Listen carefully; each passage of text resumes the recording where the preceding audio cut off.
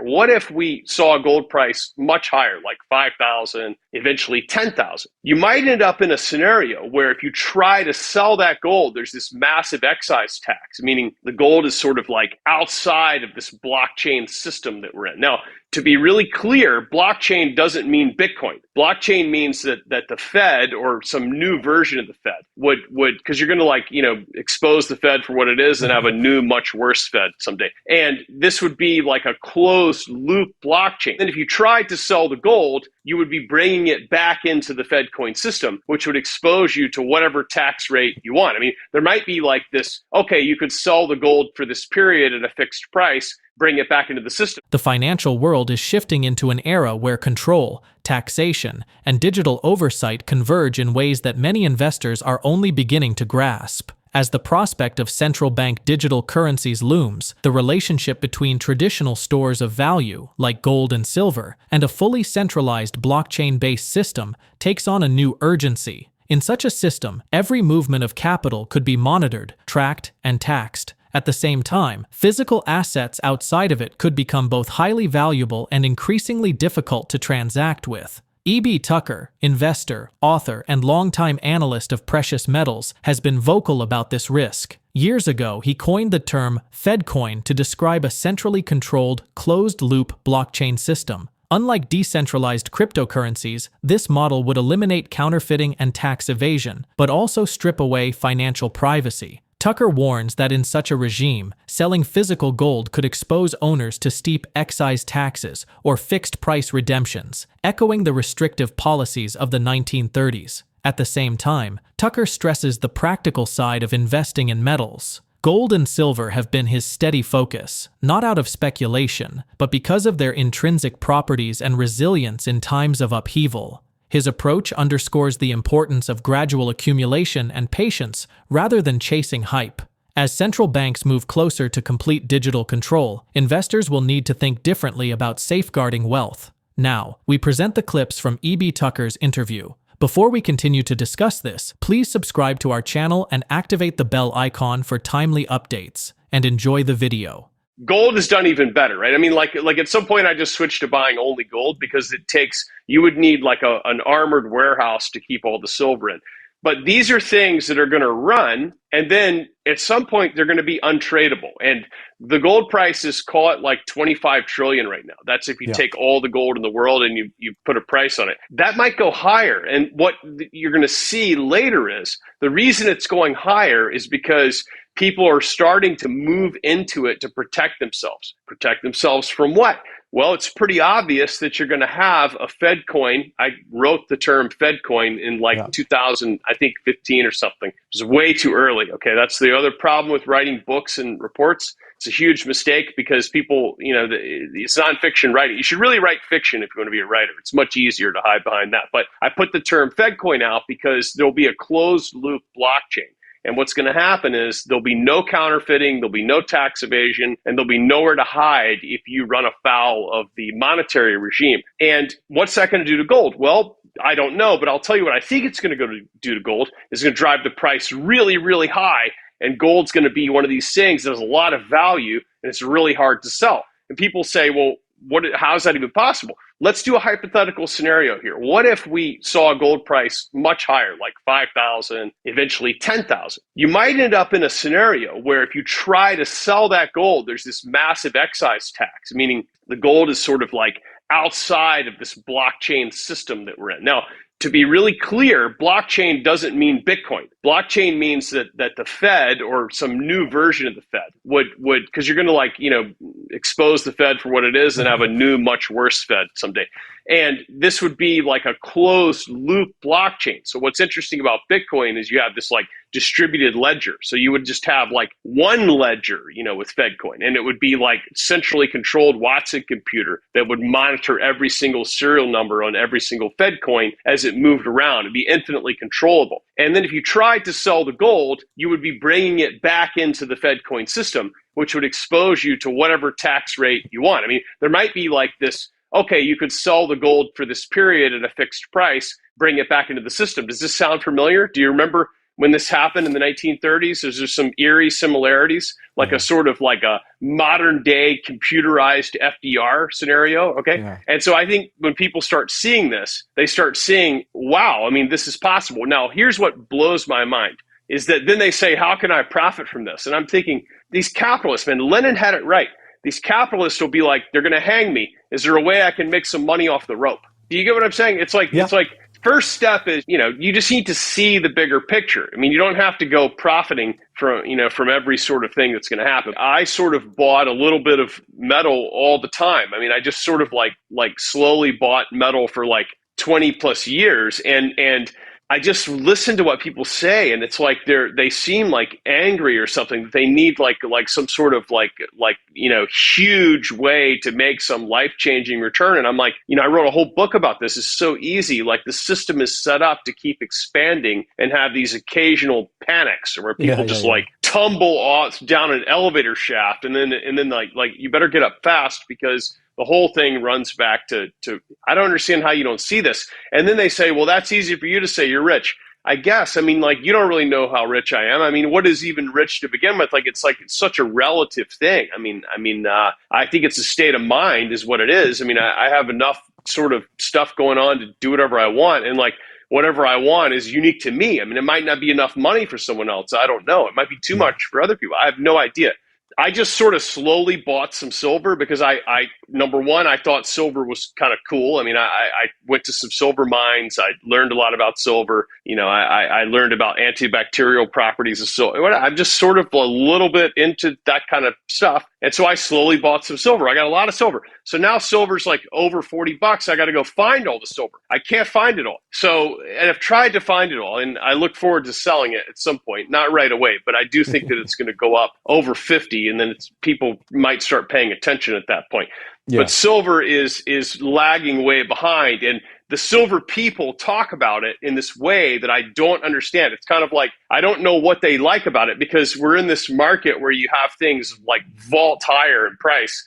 And I'm like, here to $50 is like 20%. I mean, here to $100, it's like barely more than a double. And like, you can't even find all the stuff. I mean, it's like, I've got so many backyards to go dig around in. I don't know where all this stuff is, but it is fun to go out and find your stash because, I've been buying this stuff for ages. I mean, I just bought it because I think it was cool. That's what people don't understand. Most of the time, you buy something because it's going to go up, it goes down. You buy something because you think it's super interesting and it goes up, and I just think that, to me, I'm at a place in life where I'm like, everybody, I'm just watching what you say and what you do, and then I'm making decisions based on what I see. And it seems to me like really easy to make money.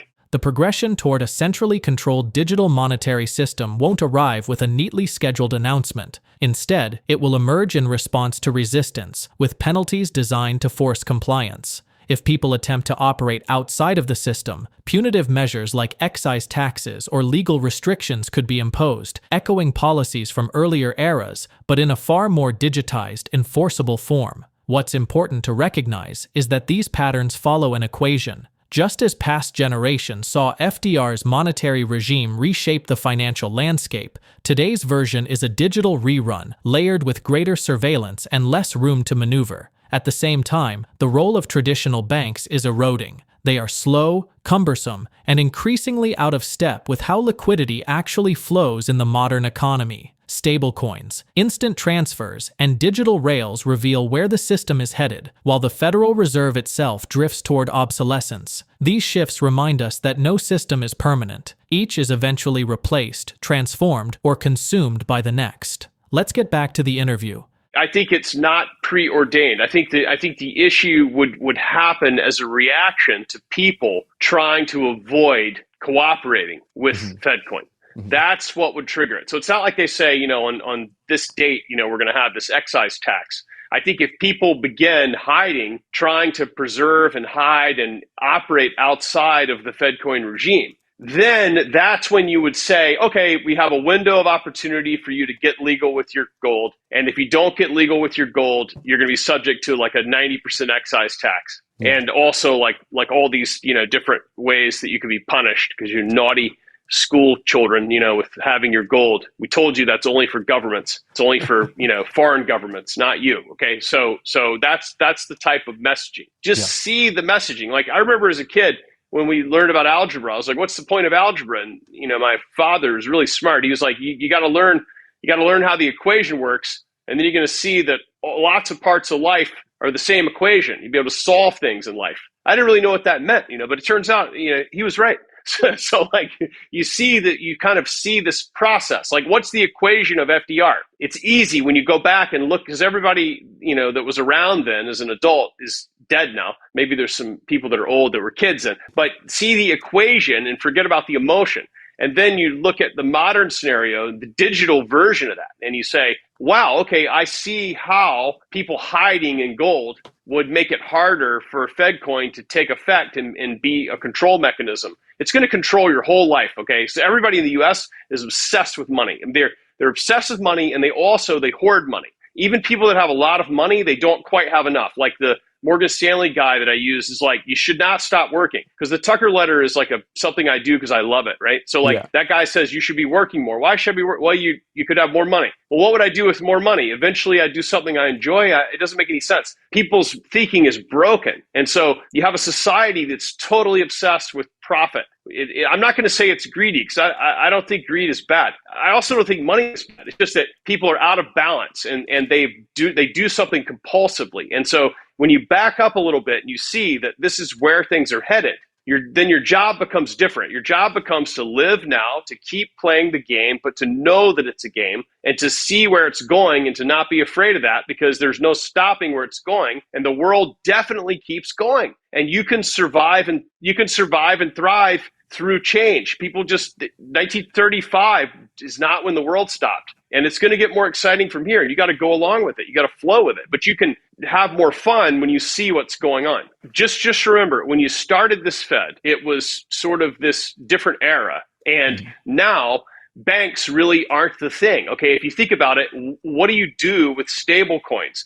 The stable coins fall into this category that the Fed originally was designed to monitor, and it's no longer banks. I mean, like if you've been to the bank recently, it's like more frustrating than going down to the county and trying to turn your water on or something. I mean, it's very, very difficult. And what you're seeing is that the banks are total dinosaurs, and they're not really the most essential part of the new system. And so that's why I think the Fed, which is effectively owned by the primary dealer banks, is doomed. Now, meantime, what the government is doing, what the elected executive branch is doing, is actually pretty sensible, because you do have the right to appoint these people. And if you're not happy with these people, you should agitate.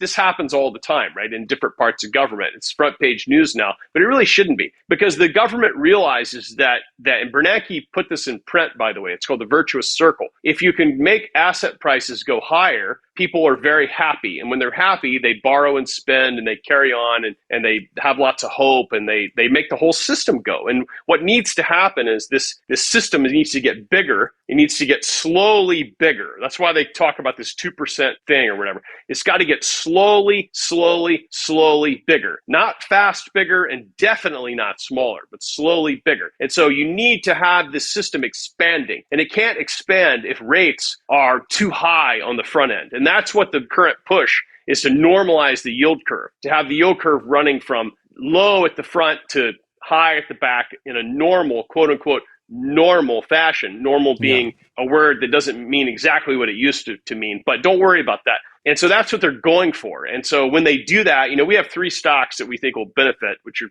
already moving in advance. But the point is that you're going to incentivize regular lending is what they want to do, because they want the system to slowly expand. But let me just say this. Try to see that the Fed in its current iteration someday will succumb to this end the Fed type thing, and they'll pile onto it and say, it's this big crisis, and we're going to have this new supervisory group come in, Fed 2.0, give it a different name or something like that. And that will incorporate stable coins, all these different things. What cracks me up is people want to make money on stable coins. I'm like, everything is about making money. It's crazy to me. I'm like, how are you going to make money on a stable coin? I mean, it's like, maybe you can do it. I don't even want to get into that. And if you think about it, people are embracing liquidity in the form of this new type of money. I mean, I dare you to go down to the bank and try to wire money. I mean, it's like it's so hard. I mean, obviously, like with the private client stuff and everything, but still, they ask you the dumbest questions. Like they make it out like you've done something really awful and you've really got to prove that you haven't or something. Then they're like, well, maybe someone's scamming you. Believe me, no one's scamming me. I'm trying to send money to this company or whatever that I own. Okay. So my point is that people are click to send stable coins. They're happy with that. Like the modern era, people are like happy to move in and out of all these stable coins. And you can easily see how when it comes to managing the flow of liquidity, that the Fed is becoming a dinosaur and that some new Fed would have the opportunity to incorporate all of these new types of money movements, which people are really keen on these things. I mean, just so I'm sure you have friends that are like really happy about it. They feel very smart doing this. And it's fine. I mean, it's like, it's another one of those things where it's like, it is what it is. I mean, what do you expect? Like systems, nothing is permanent, and systems come in and they do something for a while, and then maniacal people fight for control of them, and they clobber each other trying to benefit from these things. And then there's problems, then takeovers, then new systems. And this is called a life. I mean, it's the equivalent of like what happens in nature. I mean, it's such a normal thing. And everybody in the US is like, they look at it like it's bolted down and static and linear,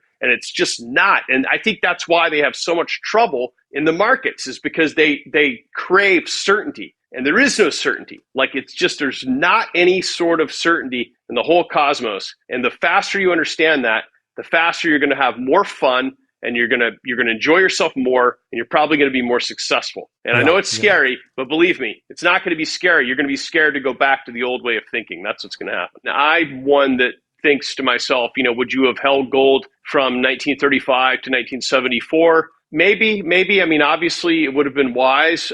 30 years, roughly. I mean, you could have also found other things to do. I mean, so I think that might be the choice that people need to make as well. But I do think that you'll wake up one day and your phone will be black, and you'll have to ask yourself, am I willing to give up my personal sovereignty to turn it back on? And I think you need to be realistic that almost everyone will say yes. That if you see now, it's like there's hackers everywhere. There's bank fraud, there's scammers. I mean, I mailed someone a check, and someone intercepted the check in their mailbox and printed more checks and wrote these checks. And it's not that big of a deal. Like, I mean, you just have to go down to the bank and fill out all these forms. But the point is that the guy at the bank was telling me, it's just like, there's like filing cabinets full of these things. It's constant. And so that's good if you want to exert this control, because you need to create instability and fear to have people give up their freedom. And people are just really, really willing to give up their freedom fast in America. I mean, like, they talk about freedom, but what happens is that at every single turn, it's pretty easy to shake it right out of their hands. Yeah. And I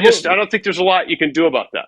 Cycles in markets always test conviction. Gold and silver often act as the mirror of confidence in broader financial systems, but their path to higher prices is rarely smooth. Capital rotates between miners, metals, and equities, and when fear strikes, even the strongest positions are sometimes liquidated in a wave of selling. They offer protection and, at times, asymmetric upside when other assets struggle. What looks like exhaustion on a chart often turns into consolidation before the next decisive move. Investors who understand this rhythm tend to view pauses not as weakness, but as opportunities. Looking ahead, we are witnessing a convergence of forces that rarely align: tightening cycles in equities, growing instability across global markets, and renewed strength in physical assets. That intersection creates a window where precious metals can shine, even amid turbulence. It is less about short-term moves and more about preparing for the larger shifts already underway. This is why staying informed and ahead of the curve matters. Share your thoughts on his analysis in the comment section below. If you find this video informative, please support and turn on notifications to stay informed about our latest videos. Thanks for watching.